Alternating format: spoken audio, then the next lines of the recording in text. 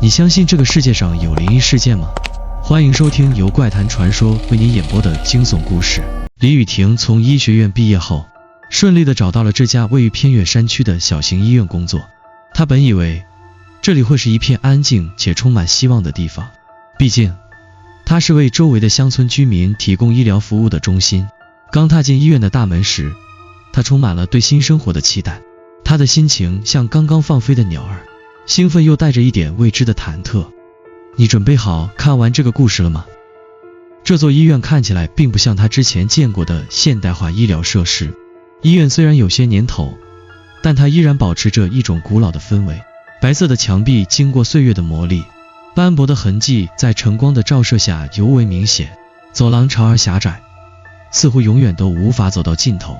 走廊尽头的电灯老旧，时常闪烁几下才亮起，似乎它也在对这座医院的历史表达某种沉默的抗议。林雨婷被安排在夜班，负责照看病房和急诊。她独自走进医院内部时，周围的寂静让她不禁打了个寒战。医院的每一扇门后都隐藏着某种难以言喻的沉寂，墙角的阴影仿佛在悄悄凝视着她。她告诉自己，这一切不过是因为夜晚的寂静，还是自己太过紧张。林小姐，欢迎加入我们医院，晚上记得多加小心。同事小叶看起来有些不安，她的眼神中闪烁着某种隐隐的恐惧，仿佛话语背后藏着什么秘密。小叶是医院里的一名年轻护士，看似开朗，平时也总爱开玩笑。今天她的表情却不太对劲，她语气温柔，却又急切地提醒道，这医院有些地方不太对劲，尤其是夜班，很多病房不要随便去。林雨婷微微一愣，心中隐约升起一丝疑问，但她没有深问，只是点点头，勉强笑了笑，放心吧，我没事的。这座医院大部分病房都处于空置状态，偶尔会有一些老人住进来，而深夜里空旷的病房区给人一种压迫感。雨婷刚开始在医院工作时，总觉得周围的空气有些沉重，但她对这些并不太在意。她试着告诉自己，这只是因为医院是个陈旧的地方，气氛难免有些古老。夜深了，林雨婷开始忙碌地走访各个病房，检查病人的情况。医院里偶尔会响起走廊中传来的脚步声，甚至连最轻微的声响都能在这片寂静的环境中变得异常清晰。她每走过一扇病房门，总能感到一股莫名的寒气扑面而来。每当经过某些病房时，心脏会不自觉地加速跳动，仿佛背后有双眼睛在注视着她。就在她经过一间封闭已久的病房时，她不由自主地停下了脚步。那扇病房门紧闭着，门缝处透出微弱的光线，却没有声音。她心里突然一紧，好像有什么东西正藏在里面。她轻轻按下门把手，门竟然毫不费力地打开了。眼前是一间昏暗的病房，窗帘被拉得严严实实，整间房间弥漫着一股陈旧的气味。病床空空如也，床单皱巴巴地堆在床角。她的心跳加速，一股不祥的预感悄然袭来。刚想转身离开时，她突然听到了那种声音，低沉而微弱的哭声，像婴儿的啼哭，断断续续地回荡在空旷的病房内。她愣了一下，紧张地环顾四周，但病房里除了她自己，什么也没有。哭声似乎随着空气的流动逐渐远去，又似乎近得可以触及。这怎么可能？林雨婷心里一阵发毛，退后几步，眼神紧盯着四周。她深吸一口气，打消了心中的疑虑，默默安慰自己，可能是隔壁病房的婴儿在哭，或者只是自己的幻觉。她走出病房，回头看了看那扇诡异的门，便匆匆离开了。当她回到护士站时，心里的不安依然无法消散。小叶见她有些不对劲，关切地问道，林小姐，你还好吧？没事，就是听到了一些奇怪的声音。小叶沉默了一会儿，突然低声说道，那间病房传说有些奇怪的事情，有人说曾经有个孕妇在那死去，临终时一直在喊着她的孩子的名字。你可能不信，但是我劝你以后晚上尽量别去那个病房。林雨婷愣住了，心中的不安愈加深重。她隐约觉得自己刚才听到的那声婴儿哭泣绝非简单的错觉。林雨婷的心情始终无法平复，自从那个夜晚经过那间空病房并听到婴儿的哭声之后，他时常感到一种难以言喻的压抑感，仿佛有某种不明的力量在暗中注视着他。那声音，不论是他想象中的还是现实中的，都让他感到如鲠在喉，无法言喻的恐惧在他的心中慢慢滋长。那晚的夜班，医院如往常一样安静得令人毛骨悚然，走廊上没有病人，病房内的灯光微弱而暗淡。林雨婷的工作就是在各个病房之间来回巡视，检查病人的情况，确保一切顺利。她开始变得小心翼翼，每次走过病房时总是神经紧绷，尽量避免与那间诡异的病房有任何接触。然而医院那种古老的氛围如同被什么东西吸附了一般，始终没有消散。这天夜里，他照常走过走廊，准备去检查一区的病房，空气依然是湿冷的，天花板上的老旧灯泡发出微弱的光芒，周围的安静让人有种极度不安的感觉。就在他走到那条死角走廊时，突然听见了那熟悉的哭声，低沉的婴儿啼哭声。它并不响亮，但却刺耳，清晰地传入他的耳朵，声音就像在他的耳边萦绕，令人心头一阵剧烈的战栗。他停下了脚步，心脏开始剧烈跳动。声音来自哪里？这次是从那间他曾经过的病房传来的，还是其他地方？他忍不住回头看了看，走廊尽头的阴影里什么也看不见，只有病房的门静静地关着。应该只是我的错觉，他自言自语地安慰自己，但内心的紧张感让他无法平静。他深吸一口气，决定继续前行，忽略那令人不安的声音。就在他再次迈开步伐时，那个声音突然变得更加清晰，像是一个婴儿在近距离的哭泣。林雨婷的步伐停了下来，惊愕地回头看去，他看见那间空病房的门竟然缓缓地打开了，门缝中透出微弱的光芒，光线晃动的像是在某种微风中摇曳，哭声仿佛从病房内部传来。婴儿的哭声中充满了无法言喻的悲怆，心跳急剧加速。林雨婷感到一阵阵不安涌上心头，她的脚步变得僵硬，犹豫了片刻后，她决定还是走向那间病房，心中充满了强烈的好奇心。她无法解释这种声音的来源，难道真如小叶所说，这里曾经发生过不为人知的故事？她轻轻地推开了病房门，门打开时发出一声刺耳的吱呀声，仿佛警告她不该进入。病房内的空气比走廊更冷，充满了陈旧的霉味。眼前的景象让他忍不住后退了一步，病房内完全空无一人，除了床上散乱的床单和几张发黄的纸张，什么也看不见。他站在门口，环顾四周，突然，他的目光被衣角的摇篮吸引了过去。那是一只小小的摇篮，静静地摆放在病床旁，摇篮里没有婴儿，但它的摇动却让他感到一阵寒意。摇篮轻轻晃动着，但周围没有任何风。这不可能！林雨婷心中震惊，双腿不由自主地开始发软。她下意识地走过去，伸手轻轻触摸了摇篮，摇篮的木质表面冰冷，传来一阵刺骨的寒意。就在她准备转身离开时，那婴儿的哭声再次响起，而且这一次，它似乎从摇篮旁传来，越来越大，越来越近，声音急促断裂，仿佛是个濒临绝望的小生命在苦苦呼唤。突然，房门咔嗒一声猛地关上了，仿佛有一股无形的力量将他锁在了房间内。林雨婷吓得僵住了，瞪大了眼睛看着周围。他意识到自己已经无法再离开了，他拼命地抓住门把手，用力推拉，但门纹丝不动。哭声越来越近，仿佛要撕裂他的耳膜。那声音不再是婴儿的哭泣，而变成了某种阴冷的低语，听不清楚具体的内容，却让人感到一阵阵寒意从心底蔓延开来。他的身体逐渐冷得像冰一样，手指无力地放开了门把手，眼前突然一阵模糊，所有的声音仿佛都在他耳边消失。病房的空气变得越来越压抑，他的视线渐渐模糊，似乎眼前的病床、摇篮都在晃动，甚至墙壁开始扭曲，仿佛在变形。就在这时，林雨婷突然感到自己被一股力量拉住了。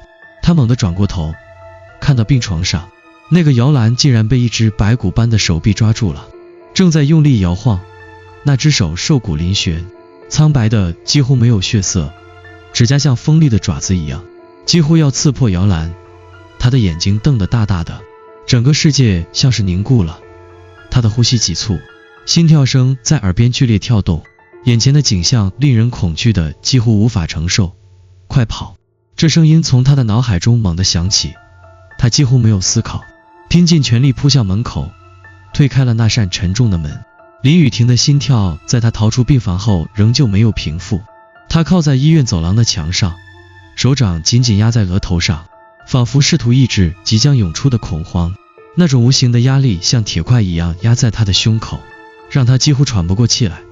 他知道自己刚才经历的并非幻觉，他不断告诉自己，这不是真的，只是压力太大，眼睛看错了。但他的内心深处知道，那种阴冷的哭声、扭曲的墙壁和那只苍白的手都是不可解释的真实。就在他准备离开走廊时，突然听到了从护士站传来的低语声。他回头看去，只见陈医生正低头和小叶交谈，神色凝重。林雨婷的脚步不由自主地向他们靠近，她从未见过陈医生这么严肃的模样，仿佛有某种不祥的预感。林小姐，你没事吧？陈医生见她脸色苍白，关切地问道。林雨婷紧张地点了点头，我没事，只是我在那间病房里听到了奇怪的声音。小叶的脸色骤然变得苍白，眼神中闪过一丝惊恐，她压低声音说道，你是指那间隔离病房？林雨婷微微愣住，隔离病房？小叶低声回答，那是医院过去的一间特殊病房，曾经用来照顾一些难产的孕妇。几年前发生过一件惨剧，我劝你最好不要再去那个地方。陈医生皱了皱眉，显然也没有想过要阻止小叶继续说下去，只是默默地看着他。小叶的眼神透露出一种被压抑已久的恐惧。你知道，曾经有一位孕妇在那间病房里难产，而她的孩子没有生出来。更奇怪的是，孕妇的尸体被发现后，却再也找不到那个孩子。找不到孩子？林雨婷惊讶地重复道。是的，小叶低声说，据说那个孩子从未出生就消失了，但那个母亲在临终时不断喊着她的孩子的名字，她的怨气已未曾消散。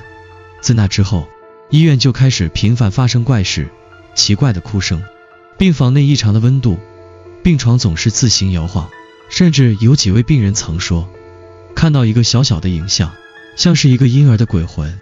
林雨婷的心中突然涌起一种寒意，她下意识地想起了自己那天晚上听到的婴儿哭声，似乎正是来自那个她曾经经过的病房。陈医生，难道你不打算调查一下这些事情吗？林雨婷不禁问道。她心中涌动的恐惧让她无法再保持沉默。陈医生皱了皱眉，他似乎在权衡什么。片刻后，他开口说道，有些事情可能并不适合我们去追查，医院的历史你最好不要深入了解。小叶也显得有些不安，连忙劝道，医生说的对，有些事情知道的越多，可能就越危险。林雨婷愣住了，心中充满了疑惑。她意识到这座医院藏着一个巨大的谜团，而她不自觉地已经深陷其中。尽管如此，林雨婷内心的好奇心和无法抑制的恐惧感驱使她开始深入调查。她开始翻阅医院的历史档案，试图找出那个失踪婴儿的真相。在档案室里，她发现了一些早已被尘封的文件，其中一本旧病历册引起了她的注意。它属于几年前的某一位孕妇，名叫李淑华，她曾在这家医院产下一名婴儿，但不幸的是，婴儿在分娩过程中死于窒息，李淑华也因此丧命。更令人震惊的是，文件上赫然写着婴儿遗体失踪字样。他将那本档案翻开，每一页都记载着令人不安的内容。原来李淑华死后，医院并未公布她的死因，只是以医疗事故草草了结。婴儿的尸体更是神秘失踪，甚至有传言说那个婴儿的尸体并未完全消失，而是被某种方式保存了下来。更有医院员工在昏迷中宣称曾在夜间见过那个婴儿的幽灵，他的目光空洞，身体枯瘦，仿佛只剩下一副皮囊。在随后的几天里，林雨婷时常做噩梦，梦见那个婴儿的幽灵在她耳边低声哭泣。她时常在走廊里看见那个摇篮摇动得愈发猛烈，仿佛在召唤着她。最令她恐惧的是，每当她在夜晚经过那间病房时，门总会在没有任何风的情况下缓缓开启，透过门缝能看到摇篮的阴影晃动，婴儿的哭声也越来越清晰。他再也无法忍受这种无法解释的恐怖了。终于，他决定找到那个失踪婴儿的真相，不惜一切代价，弄清楚医院隐藏的秘密。一天深夜，林雨婷悄悄回到了那间曾让她惊恐万分的病房。她轻轻推开门，进入了那片阴冷的空地。这一次，她没有听到哭声，也没有看到任何异象，但她的心跳却异常剧烈，仿佛有什么东西正在等待着她。在房间的角落里，她发现了一块不显眼的地板。她推开了旁边的一张旧椅子，跪下身来，仔细检查了那块地板。地板的边缘隐约有些不平整，显然有过某种改动。她用力扒开了地板，顿时眼前一黑，底下竟然是一片潮湿的地下室。这里林雨婷的声音有些发抖，她的手指触碰到了地上的一块破旧的棉布，布下似乎有一些沉重的物体。她屏住呼吸，缓缓揭开布料，布下是一具早已腐烂的婴儿遗体，皮肤苍白瘦弱，几乎没有任何肉体的轮廓，只有一副几乎透明的骨架。那张小小的面庞早已模糊不清，眼睛空洞无神，似乎被诅咒的眼神永远无法逃脱。林雨婷双手颤抖地从地下室爬上来，身体几乎麻木，心脏跳动的节奏已经变得异乎寻常的急促。她的眼前依旧浮现出那个被破布覆盖的婴儿遗体，苍白的骨架和空洞的眼神令她几乎无法呼吸。她感到一股强烈的压迫感，仿佛整个医院的空气都在变得沉重，压得她喘不过气来。她站在病房的角落，听着四周的静寂。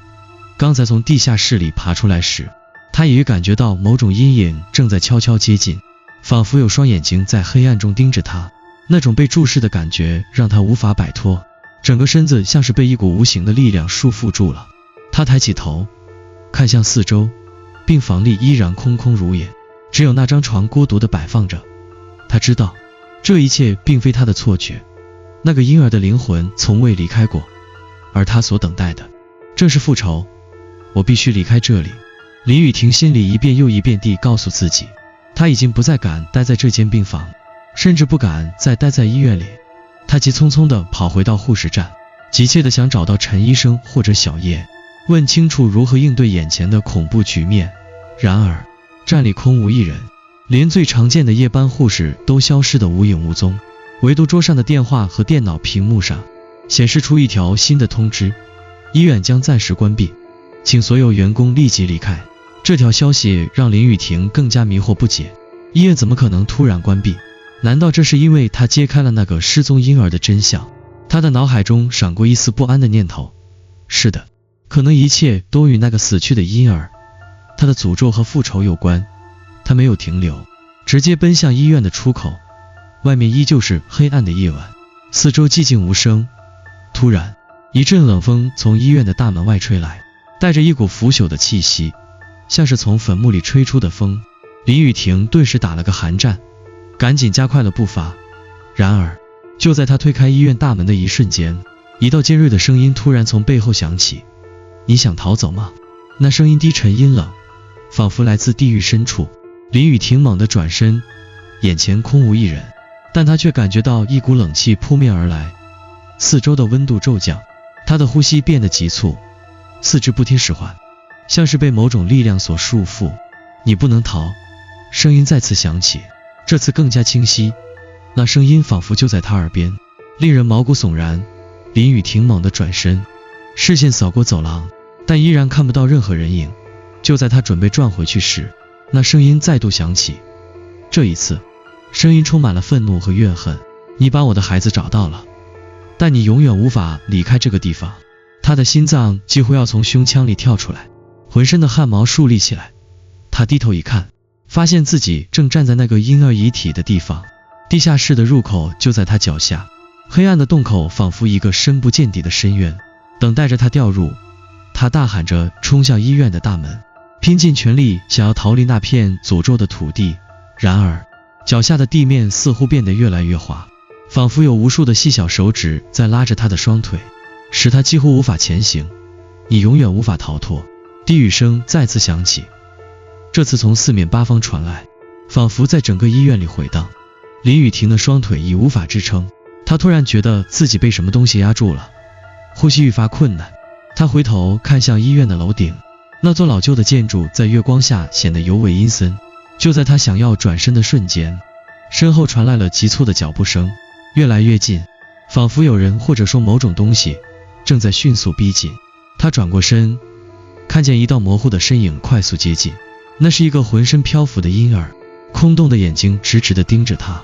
那婴儿的面容扭曲而苍白，嘴巴微微张开，仿佛正在低语，带着一种无法形容的怨愤。我被遗弃，我的母亲死了，而你拿走了我的尸体。林雨婷惊恐地后退，但她的脚步依然不由自主地被拖拽向前。她强烈地想要摆脱这一切，想要找到一条出路，却发现自己已经被困在了医院内，无论如何努力都无法再迈出一步。婴儿的幽灵越靠越近，耳边充斥着他的哭泣和咒骂声，他的声音扭曲而刺耳，每一句话都像是重重地砸在林雨婷的心头。你永远不能离开我。就在他感觉自己即将被吞噬的瞬间，林雨婷猛地张开双眼，她惊恐地发现自己已不再站在医院的大门前，而是在那个诡异的病房里。摇篮依旧在角落晃动，婴儿的哭声再次响起，低沉而恐怖。他睁大眼睛看向摇篮，眼前的景象几乎让他崩溃。那张婴儿的空洞面容正从摇篮里仰望着他，嘴巴张得极大，仿佛要吞噬一切。你永远是我的一部分。林雨婷在恐惧中几乎失去意识，随着那股无形的力量逐渐压迫，她意识渐渐模糊，眼前的黑暗迅速吞噬了她的存在。医院内依旧维持着常态，工作人员们仿佛早已忘记了发生过的恐怖事件。病房的灯光照常闪烁，病人的呼吸声轻轻传来，一切看似恢复了正常。然而，那些知道真相的人却早已明白，医院的这片土地并不平静。林雨婷的失踪成了一个无法解答的谜题，医院的管理层也迅速将这一事件掩盖，只是所有人不再提起她的名字，仿佛她从未存在过。然而，医院里的一些老员工和长期住院的病人却隐约感到一种深深的变化，医院似乎在某个层面发生了微妙的转变。那种诡异的气氛并没有随着林雨婷的失踪而消散，反而愈加浓厚。2个月后，护士小叶再次接到医院的夜班，她怀着复杂的心情走进了那个熟悉的走廊，心头总是压着一块巨石。她的思绪不时回到林雨婷失踪的那晚，那个婴儿的幽灵，那个可怕的摇篮，还有她最后消失的模样。尽管医院的高层希望大家遗忘这件事，但小叶知道真相远没有那么简单。他悄悄地经过那间隔离病房，突然停下脚步。病房的门紧闭，但他可以清楚地听见里面传来的细微声音，是哭声。那声音幽怨而无力，像是来自远古的召唤。他看了看四周，确保没有人注意到他，然后轻轻推开了病房门。病房里依旧空空如也，床铺凌乱，空气中弥漫着一股陈旧的霉味。然而，窗外的月光透过薄薄的窗帘，洒在床角的摇篮上，摇篮轻轻晃动，仿佛有某种无形的力量在推动它。小叶的心脏猛地一跳，他的脚步不自觉地朝摇篮走去。就在他靠近摇篮时，他突然听到了一声低沉的低语，像是从摇篮里传出来的。你也逃不掉。小叶不敢再靠近，他迅速退后，脑袋一片空白。他的目光扫过病房四周，突然停留在一张角落里的纸条上。那纸条上用工整的字迹写着：你将是下一个。小叶的心脏猛地一震，脸色瞬间苍白。他赶紧转身离开，却发现门口突然站着一个人影，那是林雨婷。她的脸色苍白，眼神空洞，嘴巴微微张开，似乎在呼唤他。雨婷，小叶震惊地低声喊道。然而，林雨婷的身影在空气中逐渐模糊，转瞬间就消失在了黑暗中。小叶整个人被吓得浑身颤抖，心头升起一种深深的不安，仿佛自己也即将成为那个不明幽灵的一部分。当小叶进入医院后，走廊里一片寂静，他的心脏依旧剧烈跳动，仿佛有什么东西在靠近他。他深知自己已经无法逃避这座医院的诅咒，无论如何挣扎，都注定会成为其中的一部分。他走过曾经发生过一切的病房，停下脚步，看向那扇古老的门，门内依然传来婴儿的哭声，那声音冷得像冰，直击心灵。他深深地知道，自己即将面对的不仅仅是过去的复仇，而是无尽的轮回。你也无法逃脱。那声音再次从黑暗中传来，仿佛无处不在，正等着他，等着下一位陷入这座医院诅咒的人。